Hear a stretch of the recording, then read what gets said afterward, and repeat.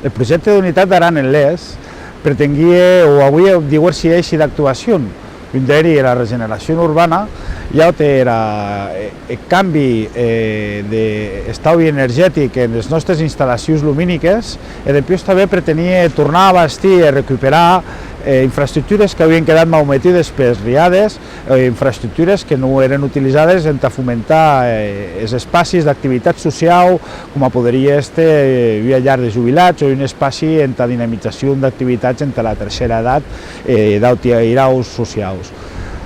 En un dels primers aspectes intervencions s'ha treballat en el revestiment de la passarel·la, que demorem que aquesta Setmana Santa ja estigui finalitzat i que torni a aquest centre neuràlgic on s'atrapava la gent del poble, que els nostres visitaires podien compartir amb nosaltres una estona en un lloc molt agradiu que és de vital importància entre la nostra vialitat.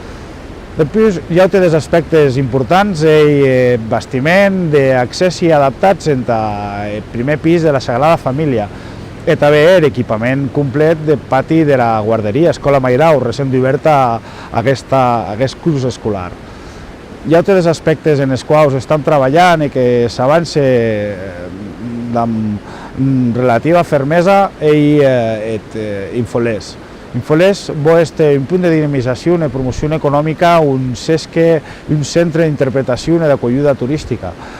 Aquest projecte hi hereu dels CATs, que en són moments s'havien planificat i que finalment ho hem pogut bastir perquè ha arribat la tan desirada financiació per part de la Generalitat.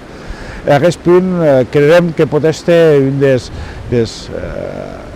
punts o dels centres d'activitats entre la promoció turística i econòmica del nostre municipi.